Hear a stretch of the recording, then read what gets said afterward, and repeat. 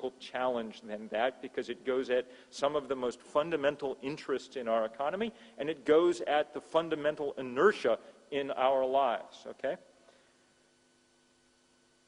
If we have a hope of doing it, that hope lies less in practical actions in the next few years than in symbolic actions, in the kind of things that create the political mood that allows us to make this kind of change, okay? It's been incredibly useful for me to be here, so useful to meet all kind of people that I've admired from a distance and to begin to see the possibilities for coordinating with them on all kinds of campaigns, with Ann Pettifor and all her work, with Eugenie, with the 100 Months campaign and the New Economics Foundation, with all the people who are engaged in this incredibly powerful kind of symbolic work that changes the realm of what's politically possible in short order. I want to, though I'm cognizant that I'm not supposed to repeat anything that I've said before, in my 2 minutes that I have left, I want to actually repeat a little bit and just say to you, perhaps as a kind of absolution for the amount of carbon I've poured into the atmosphere for getting here, that I want you please to go to that 350.org website. I want you to send that invitation to Obama and McCain to come to this next round of climate talks. I want you to mark on your calendars next October 24th, just a little over a year away, which we're going to use as an International Day of Action around this 350 number.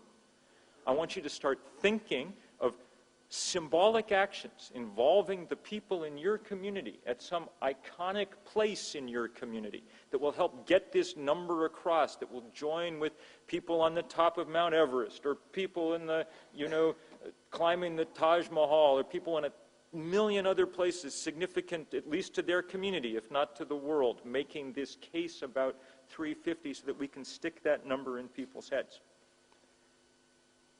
I am not sure. Well, I'm not sure this will work. We're not sure any of this will work. And I'm not sure what form this movement will actually take or require us to take. I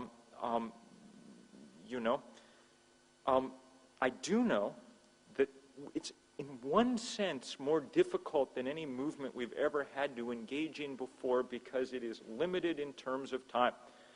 We think back in the U.S. to the heyday of the Civil Rights Movement and the great people and great martyrs who were willing to take on with unbelievable courage that fight, far more courage than we have. No one is going to come shoot you for doing this, But they had one great luxury that we do not have, which is that they knew they would win in the end. The night before he was shot, Martin Luther King, in that great sermon, said, I have been to the mountaintop and I have seen the promised land. I'm not sure that I'm going to get there with you, but I know that you will get there. He said in every speech he ever gave, quoting, I think, from Lowell, he said, the arc of the moral universe is long, but it bends toward justice. Okay? He knew that they would. Well, the arc of the physical universe, in this case, is pretty short, and it's bending towards heat right now. Okay? It's not at all clear that we're going to win. And so in the time that we have, real involvement is called for. I'm reminded always, for me, of something that happened a few years ago. A friend of mine, who you won't have heard of, but is sort of somewhat well known in America in activist circles, a wonderful woman who name is Granny D. And at the age of 90, she had walked across America about 5 miles a day to demand action on some of these things.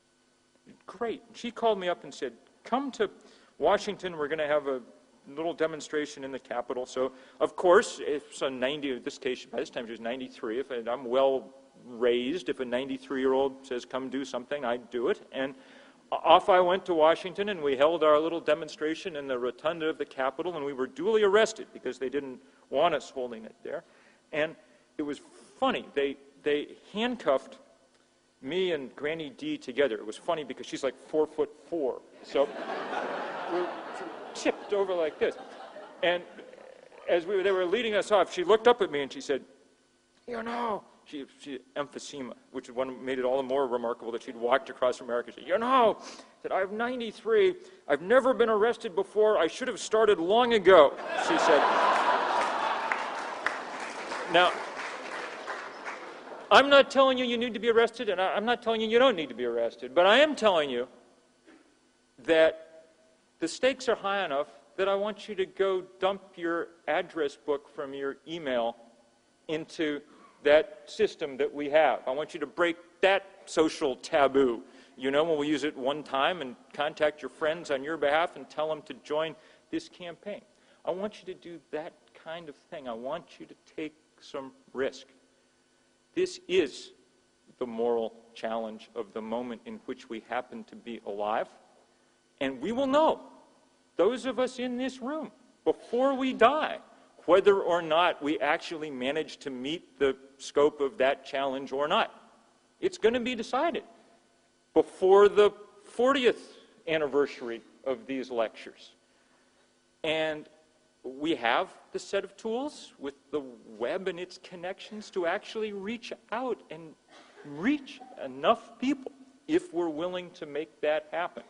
And if we do, if we're able to, then we'll be able to come back here and without any distraction at all, engage the incredibly interesting, incredibly beautiful question of what the world that we're going to build on the other side will look like. But for now, we've got to be masters of holding two things in our mind at once. Fighting that fire and building the house that replaces the one that's coming down. Thank you very much.